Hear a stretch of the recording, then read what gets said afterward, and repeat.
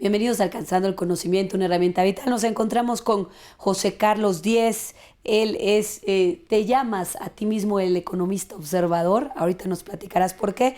Y bueno, pues vamos a platicar con él después de que ha escrito un libro. Esta es la reimpresión en México, lo escribió desde el año pasado, que se llama Hay vida después de la crisis. Y bueno, José Carlos, platícanos, en primer lugar, ¿por qué te llamas el economista observador? Bueno, porque la economía es algo que se estudia en las universidades y en los libros, pero te enseñan lo que es la caja de herramientas. Luego, ¿qué herramienta elegir? No hay una llave inglesa, hay que ir cogiendo. Depende mucho de la observación del economista y de su diagnóstico y de la identificación del problema, ¿no? Y luego tener un buen conocimiento teórico es importante. Entonces, bueno, había que buscar un nombre comercial para el blog que tengo en España. Es el blog más seguido de economía y funcionó. Empecé en 2008 con él, ¿no? Y ya, pues, me llaman así, es mi nombre ya, ¿no? En este libro haces una disección realmente dura, drástica, pero muy realista de lo que ocurrió con la crisis desde Estados Unidos y después de Europa. Y bueno, esto que se venía siendo como una crisis mundial, que bueno, se detuvo de algunas formas, pero que todavía la estamos viendo al día de hoy desde 2007. Platícanos. Bueno, son crisis no deseables, pero una vez que se producen hay que aprovecharlas. Se produce una de estas cada 70, 80 años, entonces hay que estudiarlas bien, analizarlas bien y sacar las conclusiones y las lecciones para no volver a repetirlas y si las repites para saber actuar de manera adecuada. Yo soy un economista, un profesor universitario que llevo 20 años de mi vida estudiando crisis financiera. Yo daba clases de macro internacional, expliqué el tequilazo de México, el tangazo de Argentina y ahora me ha tocado contarla en mi propio país y en Europa, que es más duro emocionalmente, ¿no?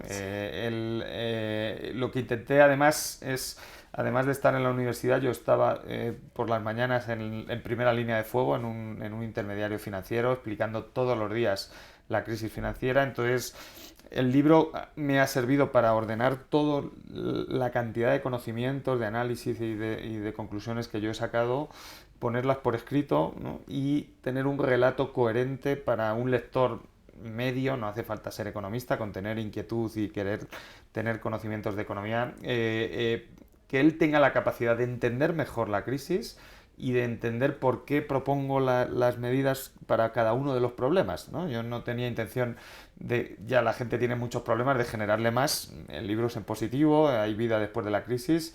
No es un libro de economía feliz, pero sí tiene final feliz. Si hacemos las políticas económicas adecuadas, estas crisis tienen solución. Las pirámides de México han visto muchas crisis de crédito, no es la Sí, primera, ¿no? Por lo muchos tanto, nos decimos que somos hijos de la crisis porque nacimos y recurrentemente hemos vivido crisis económica, y en tu casa siempre te decían, no, bueno, es que no se puede comprar esto o no se puede ir de vacaciones porque hay crisis, y pero sigues, llegas a la universidad y después terminas al mercado laboral y sigue habiendo crisis. sí.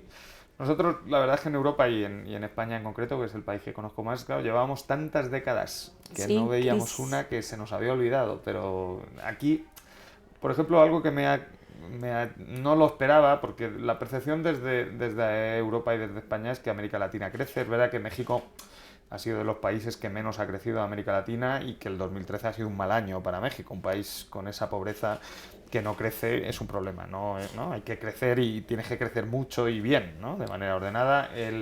La percepción cuando he llegado aquí es que mi libro, los periodistas y la sociedad lo trata como una crisis aquí también, ¿no? Y que Claro. vosotros tenéis la percepción de crisis y luego investigando y analizando, claro, todo el ajuste de inflación en México, que es uno de los grandes males de la economía mexicana, yo creo que hay que valorarlo en positivo. La inflación ha entrado en un periodo de estabilidad. Se hace con un tipo de cambio flexible, por lo tanto no está adulterada como en Argentina o como en Venezuela, que la adulteran. Es una inflación estable, baja y natural, ¿no? Lo cual hay que ponerlo en valor. Y se hace con un banco central independiente, creíble, ¿no? Con mucha credibilidad, mucha autoritas.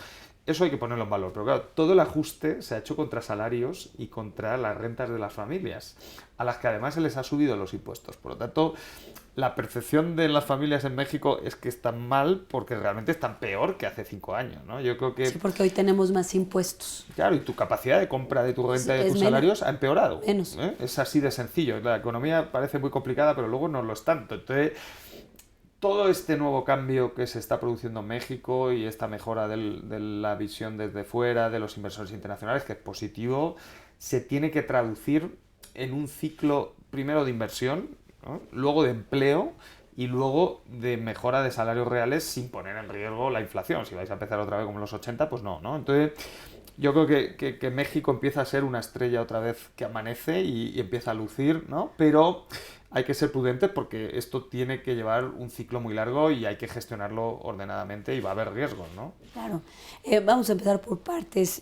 Aquí, por ejemplo, hablas de Lehman Brothers, hablas de las Fannie Mac, de todo esto que inició el colapso y de lo que de pronto fuimos víctimas mundialmente, de la especulación, de esas burbujas enormes que en el caso de España pues fue la burbuja inmobiliaria y como tú dices, no la pincharon a tiempo y ocasionó todo esto. ¿Cómo no volver a esas situaciones? Aquí también ha habido burbujas inmobiliarias, no llegaron a ese grado, pero sí lo hemos visto. ¿Qué hacer ahí? Pues prevenir, ¿no? Las burbujas son intrínsecas al sistema y, ¿no? Y la codicia humana y la formación de precios y las dinámicas capitalistas generan burbujas. El tema es hacer economía preventiva. Yo creo que se ha avanzado algo desde el 2008, es verdad que ha habido cambios, pero no lo suficiente. Seguimos teniendo un sistema financiero internacional atrofiado, ineficiente y sobre todo lleno de intereses. Que genera mucha inestabilidad. El caso de América Latina de los 2 últimos años, que tiene que ser un ejemplo a seguir para México. Yo creo que hay que sacar lecciones de ahí. Nada ha cambiado en América Latina. O sea, los gobiernos son los mismos que hace 2 años. Las políticas económicas son las mismas que hace 2 años. Los desequilibrios son los mismos que hace 2 años. Hace 2 años te compraban bonos y ahora te venden los bonos. Eso es lo que ha cambiado, ¿no? Cuando te compraban bonos te generaban burbujas y problemas de inestabilidad. Y cuando se van te generan depresión. Entonces, evidentemente, yo creo que México, si todo se cumple y todo va bien, debería empezar un ciclo de inversión y de llegada de inversión extranjera. Todo lo que sea inversión productiva en empresas que generen empleo y proyectos empresariales, pues oye, alfombra roja, hay que ayudarles. Todo lo que sea especulativo hay que tratarlo con mucho mimo y siempre habéis visto los controles de cambio de manera negativa porque había que prohibir la salida del dinero hacia afuera. Yo creo que ahora hay que poner controles para frenar la entrada del dinero hacia adentro. Si esta mejora del sesgo internacional se convierte en una llegada especulativa de flujos de capitales que te generan subidas de precios de la vivienda, burbujas varias en la bolsa, bueno, pues al final México volverá a tener una crisis dura, ¿no? A lo mejor no tan dura como la del 94, pero habrá una recesión dura. Y cuando tú haces planes de desarrollo que deben ser a 20 o 25 años, como ha pasado en Chile o en China o en países, Corea, ¿no? La propia España desde los años 50, países exitosos en el largo plazo, si tú creces muy rápido en las expansiones y caes mucho en las recesiones, el promedio te sale muy mal. Hay que alargar las fases expansivas y limitar la caída en las recesiones, ¿no? Y eso se hace con gestiones prudentes de la política monetaria, gestiones prudentes de la política fiscal, gestiones prudentes del crédito y de la gestión de la supervisión bancaria. Yo creo que esa es la gran lección desde Europa y lo que podemos aportar en América Latina. Entonces, estas crisis son siempre previsibles. O sea, no habría necesidad de llegar a ello.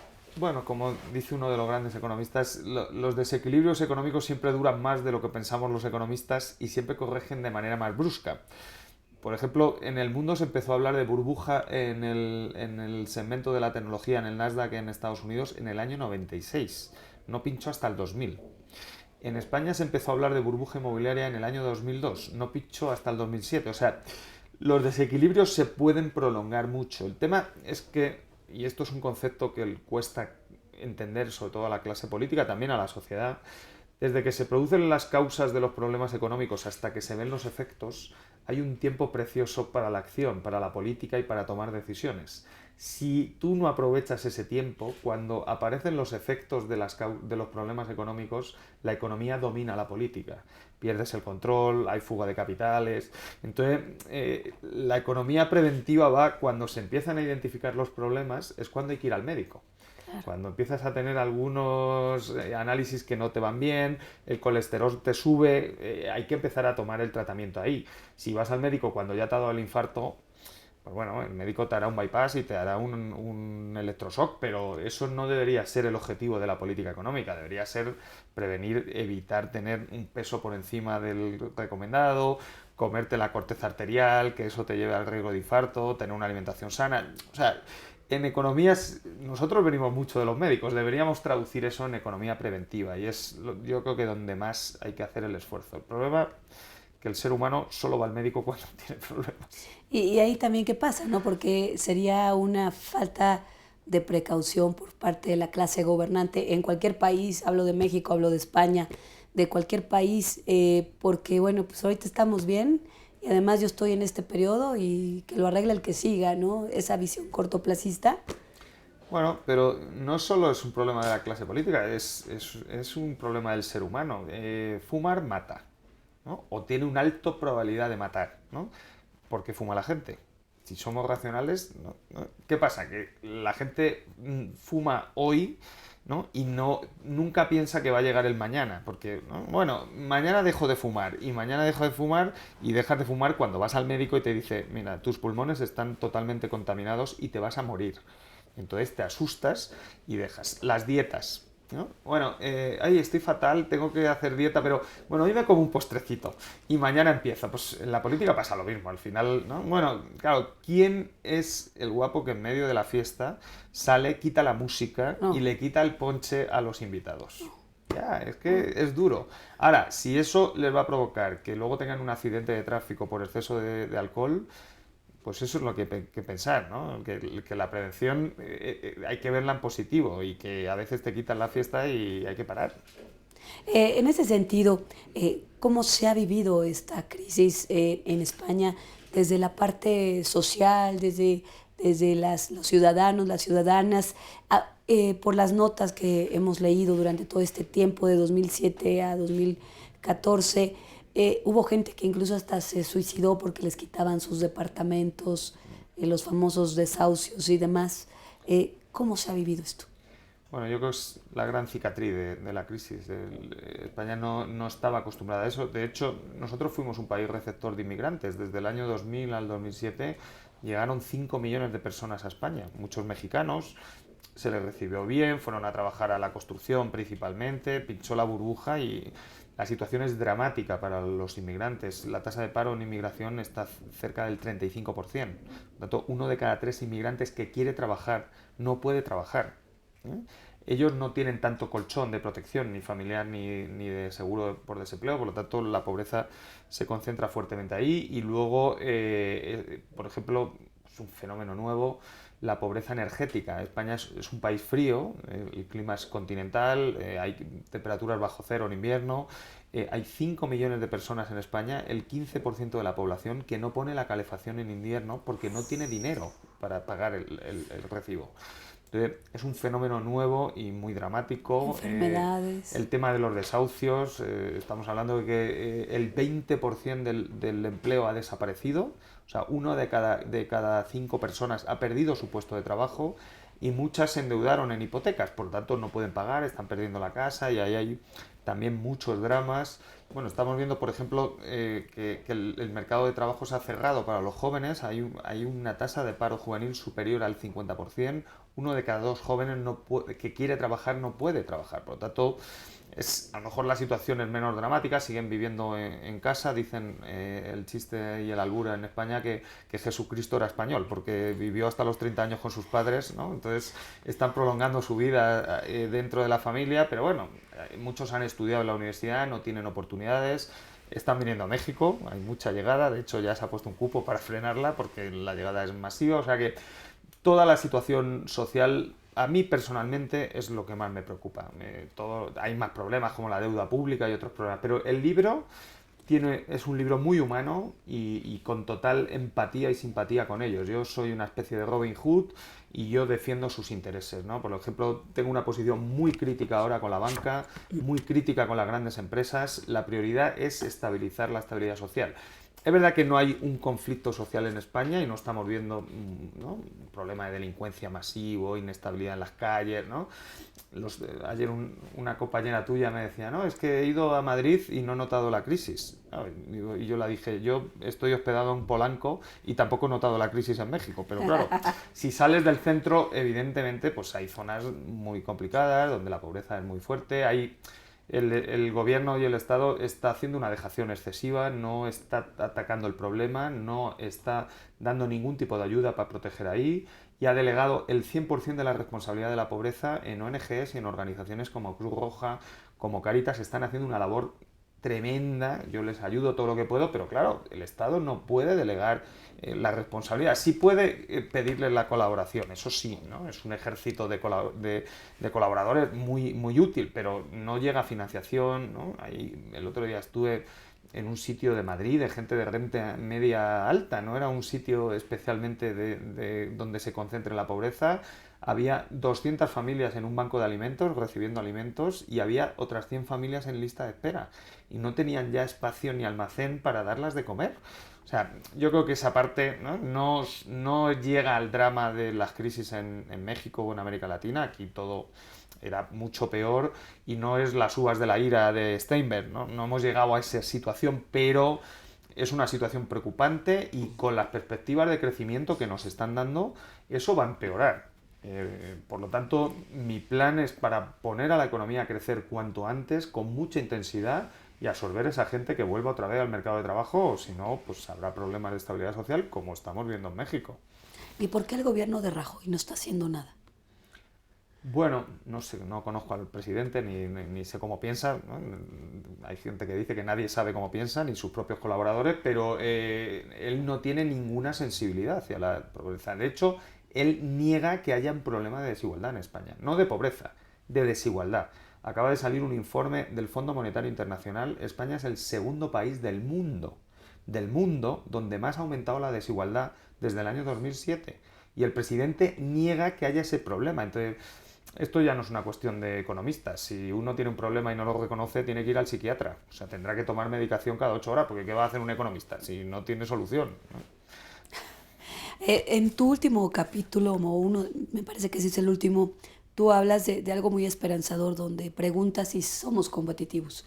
Y aquí hablas del papel de la innovación, el papel de seguir produciendo cosas sofisticadas para seguir generando riqueza.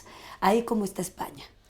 Bueno, esa es la gran transformación del país y la que te hace ser optimista. Éramos un país muy atrasado, ¿no?, donde el desarrollo capitalista llegó muy tarde. Hemos sido un país que siempre ha ido a toda velocidad convergiendo, por eso tenemos crisis duras y siempre tienes la ambición de llegar. La gran transformación del país, lo habéis vivido en México, son nuestras multinacionales y nuestras empresas. Hace 15 años no había y ahora tenemos, ¿no? Los bancos. Ayer cenaba aquí en México con el responsable de Inditex de Zara en México, claro, ¿no?, exitoso, si le sigue yendo bien. Zara Inditex es el líder mundial en ventas comerciales de ropa. Cuando empezaron, si alguien de Harvard o de una escuela de negocios hubiera ido, claro, si conocen dónde se inició Zara, aquello se llama la Costa de la Muerte. No se puede acceder por barco porque los barcos se chocan contra las rocas y naufragan. No hay acceso por carretera, hay pocos aeropuertos. O sea, nadie hubiera puesto Inditex en Arteixo. Y si alguien le hubiera dicho a Amancio Ortega que iba a ser el líder mundial, pues también lo habría metido en un psiquiátrico, porque nadie podía... Pero ha pasado y es un hecho, ¿no? El Banco de Santander era un banco de una ciudad del norte de España que tiene 150.000 habitantes y hoy es un banco global. O sea, esa es la gran transformación. Se ha podido hacer, yo creo que es la gran enseñanza para México, porque la gran revolución en España fue la educación. España era un país muy clasista, igual que lo es México, donde accedían muy pocos a la educación, sobre todo superior. Aquello se universalizó, se democratizó con inversión pública, con dinero público.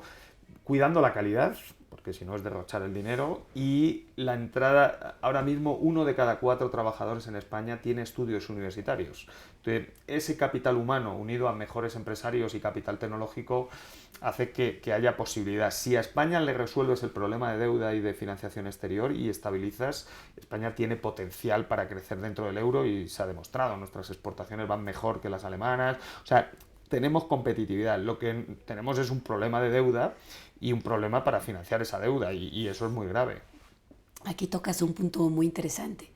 Cómo juega la educación, el papel que juega, porque parece que en México todavía falta mucho por hacer ahí, sobre todo cuando vemos los índices de educación, de ciencia, tecnología, como que ahí todavía no hay los esfuerzos. Y España sí lo tuvo, España sí tuvo un proceso muy interesante, que a lo mejor ahorita está un poco frenado justamente por problemas presupuestales, pero que las bases están puestas. Sí. Bueno, está pasando un poco aquí lo que nosotros veíamos a principios de los 80 ya. Claro, las élites y las clases dirigentes no quieren soltar el pastel. Si uno tiene una vaca una gallina de los huevos de oro, no quiere cederla. Eso es comprensible, ¿no? Pero claro, un gobierno tiene que gobernar para los 118 millones de mexicanos, no puede gobernar para una élite. Entonces, la reacción de lo establecido hay que romperlo y se rompe cascando los huevos. La gente quiere hacer tortillas sin cascar huevos, pero hay que cascar, ¿no? La educación se tarda mucho, es muy costosa, hay que tener muchos recursos, pero es la gran solución a largo plazo.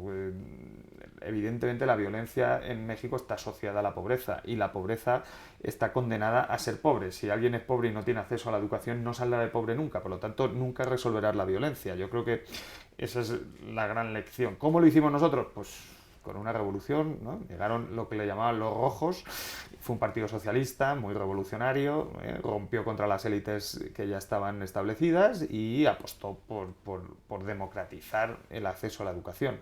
Yo creo que es importante, aún así también hay que ser realistas. En España hay muchas cosas por hacer. Por ejemplo, en España la educación secundaria todavía no está al nivel que debería estar para su nivel de desarrollo y de renta por habitante, o sea que hay mucho por mejorar y no tenemos todavía ninguna universidad entre las 100 mejores del mundo, o sea que no quiero ponerme, pero sí éramos un país que veníamos del ostracismo y hemos entrado ya en el mundo desarrollado, todavía por mejorar, pero todavía ¿no? Ya podemos empezar a competir de tú a tú con países como Francia o como Alemania. Por último, José Carlos, ¿cómo puedes ver este camino? Digo, ahora pues con este libro Hay vida después de la crisis, pues sí, hay muchas cosas que hacer y tanto para España como para México, pero ¿qué podrías decirle a la audiencia haciendo como un resumen de todo lo que tú has observado a lo largo de todos estos años? Hombre, el consejo, es verdad que vuestra historia pues es tormentosa, ¿no? Y duro, pero mirando al retrovisor lo único que vas a conseguir es estrellarte. Uno vive en el presente mirando al futuro, el pasado miras muy poco, entonces hay que mirar adelante y luego cuando miras adelante, México es un país